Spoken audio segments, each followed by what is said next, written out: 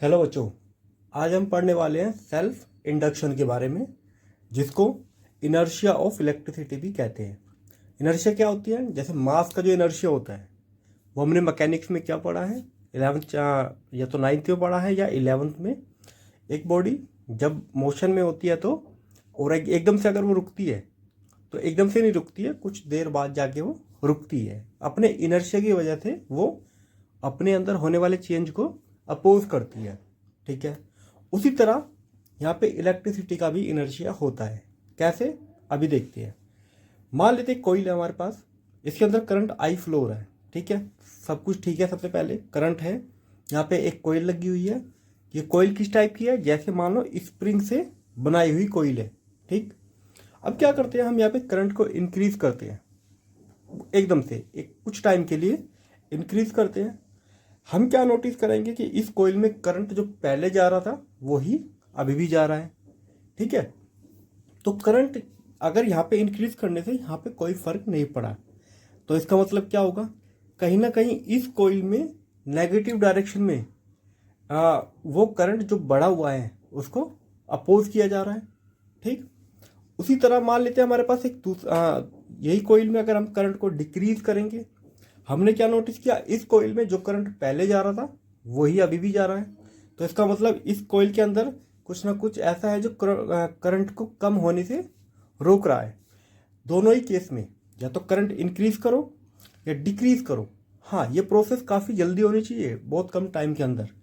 तो इस कोईल में फ्लो होने वाला करंट कुछ कुछ टाइम के लिए सेम बना रहता है जो पहले से है। अब इस प्रॉपर्टी को ही कहते हैं सेल्फ इंडक्शन। ठीक है, तो ये जो प्रॉपर्टी कोईल की होती है, अपने अंदर होने वाले चेंजेस को, करंट का जो चेंजेस हो रहा है उसको अपोज करना।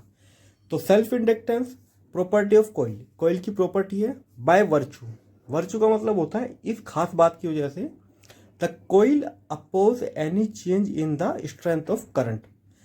जो कोईल है हमारी अपोज करेगी किसी भी तरह का चेंज जो करंट के अंदर हो रहा है, वो करंट जो इसके अंदर फ्लो हो रहा है। और वो अपोज करेगी कैसे? By inducing an EMF in itself, अपने अंदर ईएमएफ को इंड्यूस करके। तो कोईल क्या करती है? अपने अंदर ईएमएफ इंड्यूस करती है और उस करंट को रोकती है। ठीक है, जो चेंज हो रहा है। अगर करंट यहाँ पे इंक्रीज कर रहे हैं तो ये करंट के नेगेटिव डायरेक्शन में ईएमएफ इंड्यूस करेगी, ताकि जो पहले करंट जा रहा था वही करंट बना रहे। अगर करंट यहाँ पे हम डिक्रीज करते हैं तो ये करंट को सपोर्ट करेगी, जो पहला करंट था उसी को बनाए रखने के लिए ये करेगी, सेम करंट के डायरेक्शन में ईएमएफ इंड्यूस करेगी। ठीक है, इसी प्रॉपर्टी को कहते हैं सेल्फ इंडक्टेंस।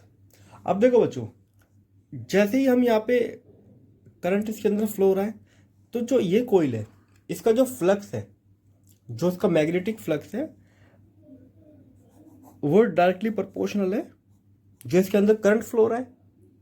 ठीक है, अब इस साइन को हटा के हम लिख लेते हैं यहाँ पे एक सिंबल कांस्टेंट एल। ठीक है, एल हो गया यहाँ पे कोफिशिएंट ऑफ सेल्फ इंडक्शन।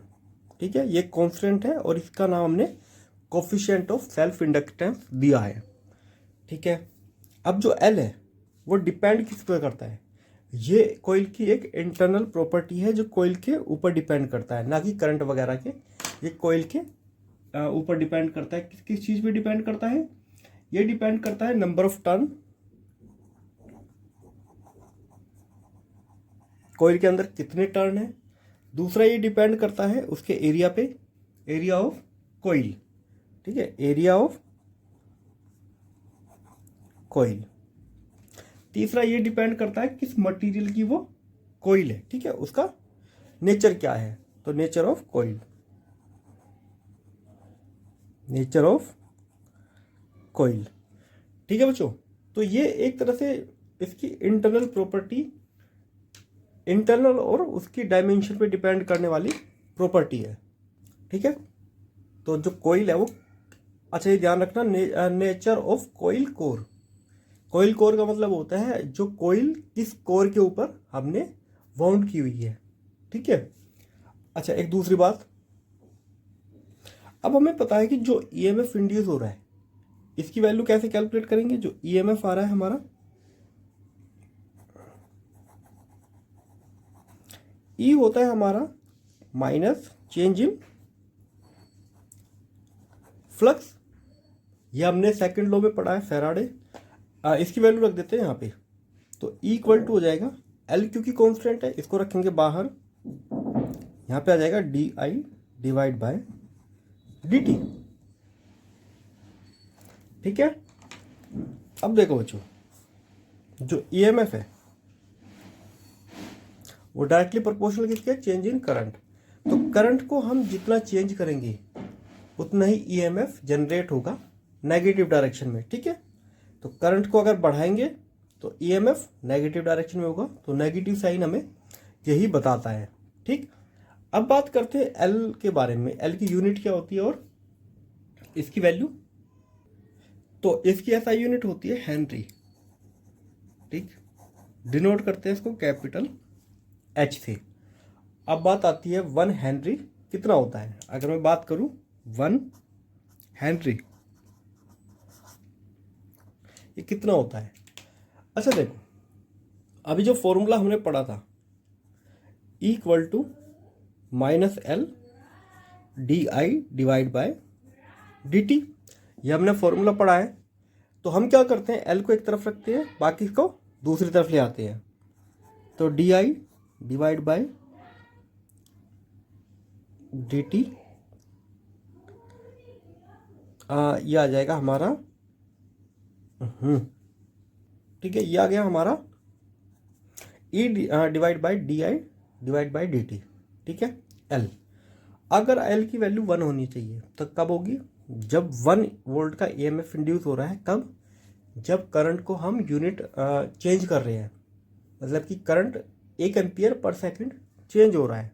ठीक है, तो कितना बनेगा ये? 1 हेनरी। ठीक है, तो अगर ये होता है हमारा 1 वोल्ट और करंट चेंज हो रहा है 1 एम्पियर पर सेकंड। ठीक है, तो ये बन गया हमारा 1 volt second divide by 1 ampere. कहने का मतलब क्या है? देखो, अगर हम जो करंट चेंज कर रहे हैं, इसमें जो करंट चेंज हो रहा है D I by D T 1 ampere per second और ईएमएफ बन रहा है 1 वोल्ट। ठीक, तो इसके अंदर जो इंडक्टेंस होगी इसकी वो होगी 1 हेनरी। ठीक है, अगर एक करंट को एक चेंज करने से 1 वोल्ट का ईएमएफ जनरेट होता है तो इसकी होनी चाहिए इंडक्टेंस 1 हेनरी। ठीक है, दोनों ही केस के लिए वैलिड है, चाहे वो इंक्रीज हो या डिक्रीज। ठीक है, तो 1 हेनरी कब होगा? जब हम करंट में 1 का चेंज करेंगे और कॉइल के अंदर जो ईएमएफ इंड्यूस हो रहा है वो 1 वोल्ट हो रहा है, तो उसी को कहते हैं 1 हेनरी। ठीक है, तो उसी को कहेंगे हम 1 हेनरी। ठीक है बच्चों, ये था हमारा सेल्फ इंडक्टेंस। अब मिलते हैं अगली वीडियो में। इससे रिलेटेड कोई डाउट हो तो आप हमसे कमेंट में पूछ सकते हो। ठीक है, तो मिलते हैं अपनी अगली वीडियो में।